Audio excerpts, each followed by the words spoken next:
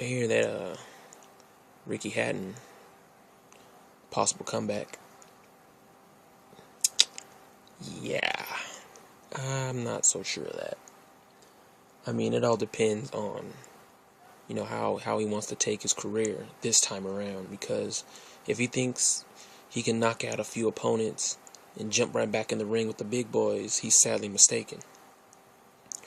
Because you got a lot of these young bucks at 140 pounds.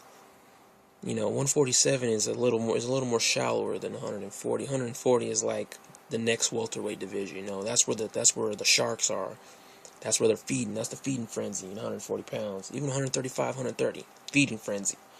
Obviously, Ricky Hatton is not going to go down below 140 if he can even make 140 anymore, which I doubt. There's a few good fights for him. In the lower ranks. He could possibly match him up against Berto, maybe Victor Ortiz.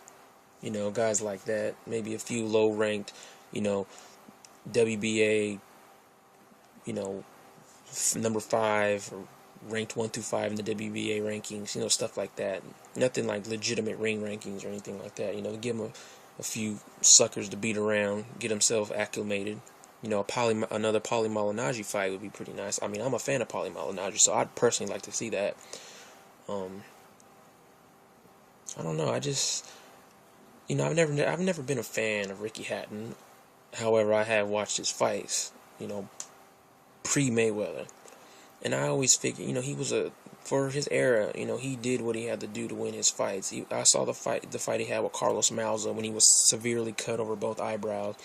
And his trainer at the time, Billy Graham, had his body positioned in a way to where the doctor couldn't see the exact damage over Ricky's eyes. And he kept talking to Ricky, and every time Ricky would look over at the doctor, Billy Graham would say, Ricky, look at me, Ricky. Shit like that. Excuse the fucking terrible British accent, but I just had to get it out there.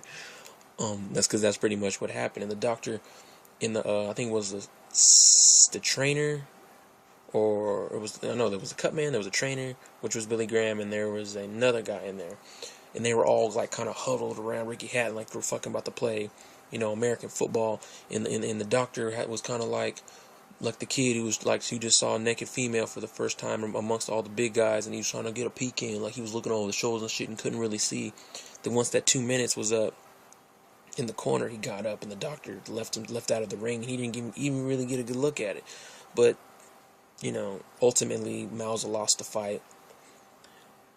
But even despite that, Ricky's like technique is just so outdated now that the moment he steps into the ring with a guy who's even top 10 in Ring Magazine rankings, he would just completely decimate him. I hate to see a guy like that go down. I mean, we've seen it with Roy Jones. It's one of those things where when you see, even the fans of Ricky Hatton, when you see a guy that you've watched all your life get beat up, coming back into the ring, it's just something you don't want to see. Sugar Ray Leonard did the same exact thing when he fought Terry Norris, when he fought Hector Camacho. It was just something you did not want to see. Like, we know the last memory we have of these great fighters is one that we've seen either him getting knocked out in his prime or winning in his prime and leaving and riding off into the sunset. Not going out on your back. That's not the last memory you want to see. Unfortunately for Roy Jones fans like myself, I'm still a fan of Roy Jones, till I die. He was one of the first boxers I've ever seen growing up. And to see a man who was at the top of the mountain, now he's way at the bottom, just, kicking rocks. And to see him fighting nobodies and just getting beat up by nobodies. Back when he was doing his little rap thing, he said, like, what was it, and I quote, "It's not that I fought nobodies, it's that I make them look like nobodies." But it's like the completely opposite now. It's like the nobodies he's fighting is making Roy look like nobody. You know what I mean? It's just, I can understand the age factor and stuff. People trying to say, oh, age means you don't have a chin. I honestly think Roy never had a chin to begin with. It's just a guy was so fucking elusive. They never had a chance to land on him because they were too afraid to get knocked out themselves. You know what I mean? Stuff like that. But anyway, this video isn't about Roy Jones.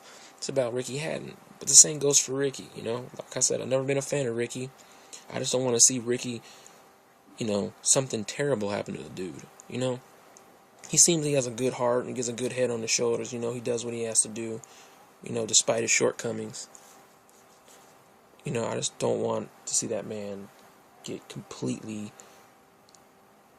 decimated, and everyone in his home country are like the last memory they have of Ricky Hatton is him getting his face rearranged by some young, you know, Hispanic boxer or young, you know, black savvy boxer and stuff like that. I don't want to see anything happen like that. You know, if you're gonna go out, if you went out on your shield once, keep it that way. Don't come back, bro. There's really nothing. There's nothing else he has to capture. He's a 2-division world champion.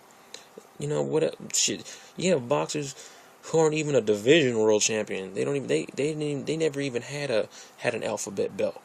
You know, Ricky had it all. He was the master at 140 at one time. So there's really no reason why he needs to come back. At least in my opinion. You know, I'm not sure what you guys think, but he just needs to chill out. You know, sit home, go to your pub. You know, drop back a few pints, you know, play some darts, or, you know, whatever the fuck it is that he does. You know, but that's pretty much all I had to say about, you know, in regards to Ricky Hatton. You know, I look forward to hearing what you guys have to say in your comments, you know, if you watch the video or not. But, that's pretty much it for this video, so I'll holler at y'all later. Peace.